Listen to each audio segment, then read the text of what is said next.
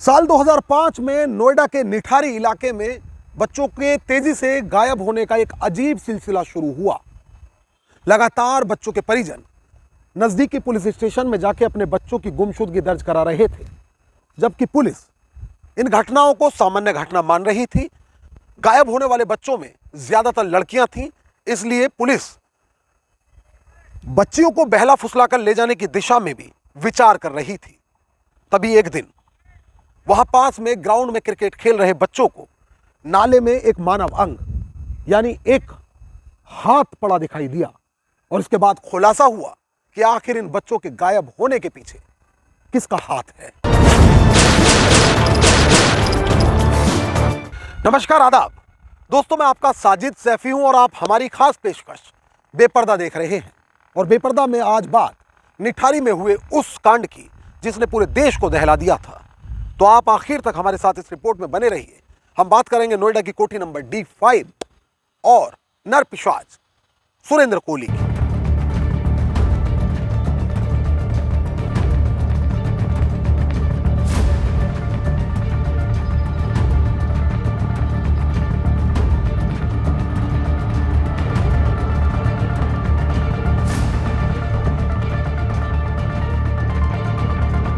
तारीख 7 मई 2006, वक्त दोपहर के करीब 12 बजे। स्थान दिल्ली से सटे नोएडा के सेक्टर 31 के पास निठारी गांव में स्थित कोठी नंबर D5। यहां रिक्शा में सवार होकर आई पायल ने रिक्शा वाले को कहा कि वह थोड़ी देर में कोठी से बाहर वापस आकर पैसा देने वाली है, मगर दर अफसोस वह कोठी नंबर D5 से फिर कभी वापस नहीं आई। गर्मी का महीना था, लिहाजा देर तक लड़की का इंतजार करके पसीना बहा चुके रिक्शे वाले का अब सब्र का बांध टूट गया और वह कोठी के दरवाजे पर जा पहुंचा। दरवाजा खटखटाया गया तो अंदर से घर का नौकर सुरेंद्र गेट पर आया। रिक्शे वाले द्वारा उससे कोठी के अंदर जाने वाली पायल की बाबत जानकारी लेने पर सुरेंद्र ने दावा किया कि वह तो यहां से कब की वापस लौट गई। यह सुनकर रिक्शा चालक के होश फाख्ता हो गए, क्योंकि वह समझ ही नहीं पा रहा था कि जब वह कोठी के बाहर ही खड़ा था तो आखिर उसके रिक्शे में सवार होकर आने वाली पायल कहां गायब हो गई। खैर, रिक्शा चालक वहां से बिना पैसा लिए निराश ही वापस लौट गया, मगर सवाल अभी भी अपनी जगह कायम था कि आखिर कोठी नंबर D5 के अंदर जाने वाली पायल क्यों कर वापस बाहर नहीं आई। कहानी के इस पहलू पर मैं जल्द वापस लौटूंगा, मगर उससे पहले आप जानिए कि दिसंबर 2006 में हुए निठारी कांड के खुलासे के बाद पूरा देश दहल गया था। देश के हर एक कोने से बच्चों को कत्ल करके उनके टुकड़े खाने और फेंकने वाले नरपिशाच को फांसी ही की सजा की मांग उठ रही थी। इस कांड को लेकर लोगों में भारी रोष था, जबकि यह कांड कानून की फाइलों में काले अक्षरों में दर्ज है। हम अपनी इस रिपोर्ट के जरिए आपके सामने न केवल निठारी कांड के हर एक सच को लाने की पुरजोर कोशिश करेंगे, बल्कि सिलसिलेवार आदमखोर के हर एक गुनाह से पर्दा भी उठाएंगे। 7 मई 2006 यानी वह तारीख जब पायल रिक्शे में सवार होकर इस कोठी में आई थी। अब जब वह वापस घर नहीं लौटी तो उसके परिवार द्वारा पुलिस से संपर्क किया गया। सवाल लड़की के लापता होने का था, इसलिए मामले में पुलिस की ओर से जांच शुरू की गई। पुलिस भले लापता पायल की तलाश कर रही हो, लेकिन ऐसा नहीं था कि इस कोठी के अंदर या फिर इसके आसपास से महज पायल ही लापता हुई हो। जी हाँ, बिल्कुल ठीक सुना आपने, क्योंकि नोएडा सेक्टर 31 के पास स्थित इस छोटे से गांव निठारी के पास स्थित कोठी नंबर D5 का नाम सामने आते ही मासूमों की चीख पुकार और आंखों में एक खौफनाक मंजर आज भी उभर आता है। करोड़ों की कीमत वाली इस खूनी कोठी में इंसान की शक्ल में छुपे भेड़ियों ने 17 बच्चों से दुष्कर्म किया, उनकी हत्या की और फिर उन मासूमों को इसी कोठी में दफन कर दिया।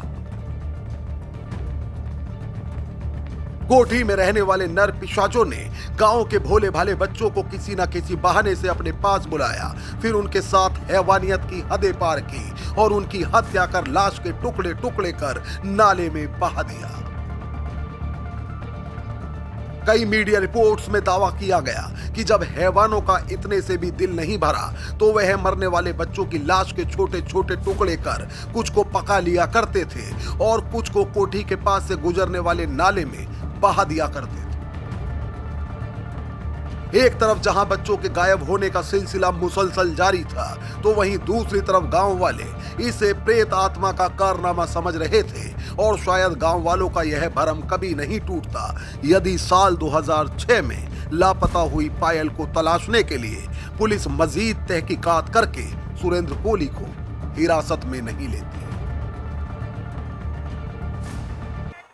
साल 2005 में नोएडा के निठारी और उसके आसपास के इलाके से बच्चा गायब होने की घटनाएं तेजी से बढ़ने लगी। परिजन जहां अपने बच्चों को तलाश रहे थे, तो वहीं संबंधित थानों के दरवाजे भी खटखटाए जा रहे थे।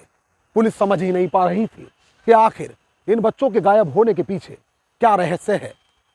तभी पुलिस के पास एक परिवार पहुंचा जिसके द्वारा बताया गया कि उसकी बच्ची को सुरेंद्र कोली ने नौकरी दिलाने के नाम पर कोठी में बुलाया था।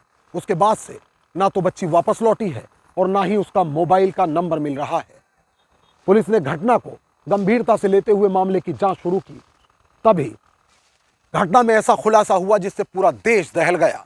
चूंकि कोठी नंबर D5 से पुलिस ने 19 मानव अंगों के अवशेष बरामद किए। कहा जाता है कि इस घटना के मुख्य आरोपी सुरेंद्र कोली को 16 मामलों में से 14 मामलों में फांसी की सजा मुकर्रर हो चुकी है। निठारी कांड की जांच अब न सिर्फ केंद्रीय जांच एजेंसियां कर रही थी, बल्कि कोठी से लगातार बरामद हो रहे नरकंकालों की खबर से पूरे देश में सनसनी फैल गई थी। मामले की जांच कर रही सीबीआई ने कोठी से 40 ऐसे पैकेट भी बरामद किए जिनमें भर के मानव अंगों को नाले में फेंका गया था। मामले में सीबीआई की ओर से वह तमाम साक्ष्य जुटाए गए जिनके बाद सुरेंद्र कोली के फांसी के फंदे तक पहुंचना तय था। कई मीडिया रिपोर्ट्स में दावा किया जाता है कि 16 मामलों में से 14 मामलों में सुरेंद्र को फांसी ही की सजा मुकर्रर हुई है, जबकि हाई कोर्ट व देश की सर्वोच्च अदालत ने भी सुरेंद्र कोली की फांसी की सजा को बरकरार रखा है। तो ये कहानी थी निठारी कांड की। रिपोर्ट को लेकर आपकी क्या राय है वह हमें कमेंट करके जरूर बताएं। यदि आप हमारे चैनल पर नए हैं तो हमारे चैनल को सब्सक्राइब कर बेल आइकॉन जरूर दबा लें। मोहित भाटी के साथ अमजद राणा, बेबाक रिपोर्टर। तो दोस्तों, फिल वक्त मुझे दीजिए इजाजत। लेकिन यदि आप चाहते हैं कि बेबाक रिपोर्टर पर बेपर्दा के एपिसोड्स का सिलसिला आगे भी जारी रहे, तो हमें सपोर्ट करिए। हमारे वीडियोस को ज्यादा से ज्यादा शेयर और लाइक करिए। यदि अभी तक आपने हमारा चैनल सब्सक्राइब नहीं किया तो हमारे चैनल को तुरंत सब्सक्राइब करके बेल आइकॉन दबाइए और इस रिपोर्ट को लेकर आपकी क्या राय है वो हमें कमेंट करके बताइए। एक नई कहानी के साथ हमारी आपसे फिर होगी मुलाकात और बेबाक रिपोर्टर पर फिर एक नया चेहरा होगा बेपर्दा। तब तक के लिए आदाब, नमस्कार, जय हिंद।